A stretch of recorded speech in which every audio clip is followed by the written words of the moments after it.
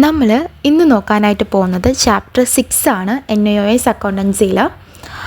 അപ്പോൾ ഫസ്റ്റ് നമുക്ക് നോക്കാം എന്താണ് ലെഡ്ജർ. അപ്പോൾ ലെഡ്ജർ അക്കൗണ്ട് എന്താണെന്ന് വെച്ചാൽ ഇതിനകത്ത് സ്പെസിഫിക് ആയിട്ടുള്ള ഐറ്റംസ് ഉണ്ട്. ക്യാഷ്, സെയിൽസ് തുടങ്ങിയിട്ടുള്ള സ്പെസിഫൈ ചെയ്ത ഐറ്റംസ് എന്താണ് റെക്കോർഡ് ചെയ്യുന്ന ഒരു ബുക്കാണ് നമ്മുടെ ലെഡ്ജർ ബുക്ക് എന്ന് പറയുന്നത്. ഇനി ഈ ലെഡ്ജർ ബുക്കിൻ്റെ ഫീച്ചേഴ്സ് ഇത് എന്തിനാണ് തയ്യാറാക്കുന്നതെന്ന് ചോദിച്ചാൽ നമുക്ക് കറക്റ്റായിട്ടൊരു സിസ്റ്റമാറ്റിക് ആയിട്ടുള്ള റെക്കോർഡിങ് കീപ്പ് ചെയ്യാൻ വേണ്ടിയിട്ടാണ്.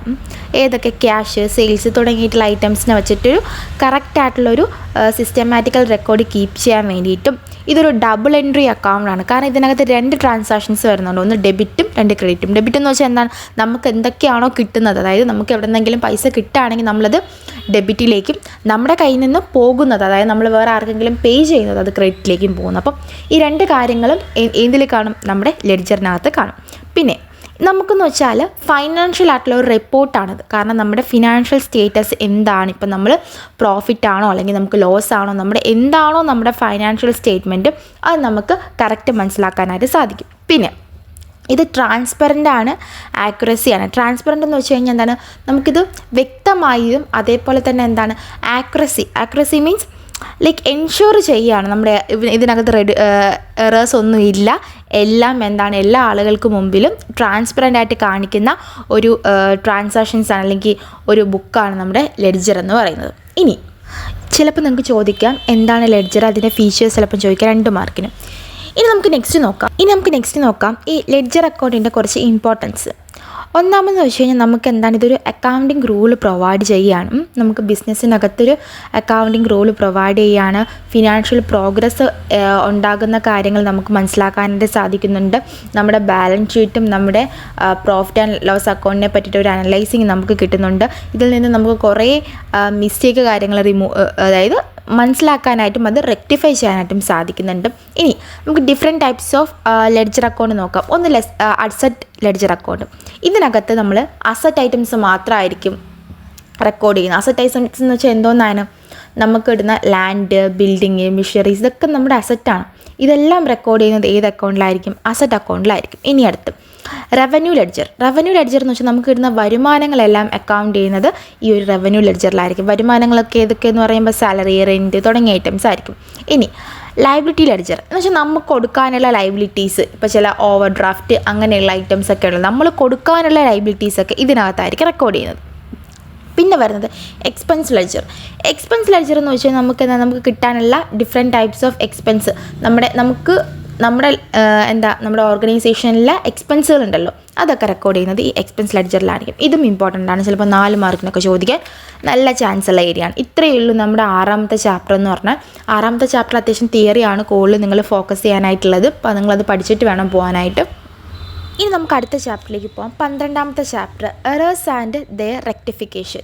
അപ്പം അക്കൗണ്ടിങ് എറേഴ്സ് എന്താണെന്ന് ചോദിച്ചാൽ നമ്മുടെ ഒരു കമ്പനിയിലെ അക്കൗണ്ടൻറ്റിന് സംഭവിക്കുന്ന അല്ലെങ്കിൽ അക്കൗണ്ടൻറ്റിൻ്റെ പോസ്റ്റിങ്ങോ അങ്ങനെ എന്തെങ്കിലും ട്രാൻസാക്ഷൻസ് റെക്കോർഡ് ചെയ്യുന്ന സമയത്ത് ഉണ്ടാകുന്ന എറേഴ്സാണ് അക്കൗണ്ടിങ് എറേഴ്സ് എന്ന് പറയുന്നത്.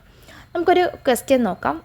ഇതാണ്: salary of 20,000 made to Mallika and was not enter in the salary book. അപ്പം നമ്മുടെ അക്കൗണ്ടൻറ്റിന് പറ്റിയൊരു എറേഴ്സുമായി ബന്ധപ്പെട്ടൊരു കണക്കാണ്. അപ്പം മല്ലിക എന്ന് പറയുന്ന ആൾക്ക് 20,000 രൂപ സാലറി കൊടുക്കണം, അത് കൊടുത്തു, പക്ഷെ അതിനകത്ത് പേ ചെയ്തിട്ടില്ല.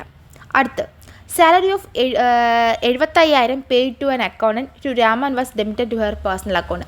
അദ്ദേഹത്തിന് കൊടുത്തു, പക്ഷേ അദ്ദേഹത്തിൻ്റെ അക്കൗണ്ടിലേക്ക് അദ്ദേഹം ഡെബിറ്റ് ചെയ്തേക്കാണ്. പിന്നെ ഫർണിച്ചർ സോൾഡ് ചെയ്തു, അത് നമ്മൾ എന്ത് ചെയ്തു, സെയിൽസ് അക്കൗണ്ടിൽ രേഖപ്പെടുത്തി. Cash 5 lakh paid to the creditors debit to her personal account. അങ്ങനെയുള്ള കുറച്ച് ട്രാൻസാക്ഷൻസാണ്. നമുക്കിനി ഇത് എങ്ങനെ പോസ്റ്റ് ചെയ്യാമെന്ന് നോക്കാം. ആദ്യം നമ്മൾ പറഞ്ഞ മല്ലികയ്ക്ക് ഒരു 20,000 രൂപ കൊടുക്കാനുണ്ടായിരുന്നു, അത് കൊടുത്തു, പക്ഷെ നമ്മൾ അക്കൗണ്ടിനകത്ത് സാലറി ബുക്കിനകത്ത് നമ്മൾ രേഖപ്പെടുത്തിയില്ല. അപ്പോൾ അങ്ങനെ വരുന്ന സമയത്ത് നമ്മൾ മല്ലികയ്ക്കായിരിക്കും കൂടുതലായിട്ടുള്ളത്. അപ്പോൾ Mallika account added to sales account. പിന്നെ അതേപോലെ തന്നെ salary of 75,000 to an accountant Rama was debited to a personal account. അങ്ങനെ വരുന്ന സമയത്ത് salary account added to Rama's account. അതേപോലെ തന്നെ old furniture sold 20,000 entered in your sales account. അപ്പം അങ്ങനെ വരുന്ന സമയത്ത് സെയിൽസ് അക്കൗണ്ട് ഡെറ്റഡ് ടു ഫേർണിച്ചർ അക്കൗണ്ട്. അങ്ങനെ എങ്ങനെയാണ് ഇതിനകത്ത് വരുന്നത്. ഇതിൽ ഇങ്ങനെ ക്വസ്റ്റ്യൻസ് ഒന്നും കണ്ടിട്ടില്ല, അതായത് അങ്ങനെ കണ്ടിട്ടില്ല, പക്ഷേ എങ്കിലും ഒന്ന് നോക്കി വെച്ചേക്കുക. ഇങ്ങനെയാണ് അതിൻ്റെ ഫോർമാറ്റ് വരുന്നത് കേട്ടോ. പിന്നെ നമുക്ക് നോക്കാം, അടുത്ത ചാപ്റ്ററാണ് chapter 13, computer and manual account. അപ്പം ഇതിൻ്റെ ഒരു പ്രത്യേകത എന്താണെന്ന് ചോദിച്ചു കഴിഞ്ഞാൽ നമുക്ക് 2 തരത്തിലുള്ള അക്കൗണ്ടിങ് ആണുള്ളത്. ഒന്ന് മാനുവൽ അക്കൗണ്ടിങ്ങും 2 കമ്പ്യൂട്ടർ അക്കൗണ്ടിങ്ങും. അപ്പോൾ ഇവർ തമ്മിലുള്ള ഡിഫറൻസാണ് നമുക്ക് മെയിനായിട്ട് ഇതിനകത്ത് പഠിക്കാനായിട്ട് വരുന്നത്. അപ്പോൾ മാനുവൽ അക്കൗണ്ടിങ് എന്താണെന്ന് ചോദിച്ചു കഴിഞ്ഞാൽ ഈ മാനുവൽ അക്കൗണ്ടിങ് പ്രിപ്പയർ ചെയ്യുന്ന ആരായിരിക്കും? നമ്മൾ മനുഷ്യന്മാരായിരിക്കും. കമ്പ്യൂട്ടർ അക്കൗണ്ട് എന്ന് വെച്ച് കഴിഞ്ഞാൽ കമ്പ്യൂട്ടറിൻ്റെ സഹായത്തോട് കൂടിയിട്ടായിരിക്കും അക്കൗണ്ടിങ് കാര്യങ്ങൾ പ്രിപ്പയർ ചെയ്യുന്നത്. അവരുടെ ഡിഫറൻസാണ് നമുക്ക് പഠിക്കാനായിട്ടുള്ളത്. അപ്പം മാനുവൽ അക്കൗണ്ടിങ് എന്ന് വെച്ച് കഴിഞ്ഞാൽ എന്താണ്, നമുക്ക് ഭയങ്കര സ്പീഡും സ്പീഡെന്ന് വെച്ചാൽ ഭയങ്കര സ്ലോ ആയിരിക്കും. പിന്നെ അതേപോലെ ഒരുപാട് ടൈമിംഗ് നമുക്ക് ആവശ്യമാണ്. എറേഴ്സൊക്കെ വരാൻ നല്ല ചാൻസ് കൂടുതലാണ്. എന്നാൽ കമ്പ്യൂട്ടർ ആണെങ്കിൽ അങ്ങനെയല്ല, നല്ല ഫാസ്റ്റായിട്ട് നമുക്ക് എഫിഷ്യൻ്റായിട്ട് ചെയ്യാൻ സാധിക്കും. എറേഴ്സൊക്കെ കുറയ്ക്കാനും നമുക്ക് സഹായിക്കുന്നു.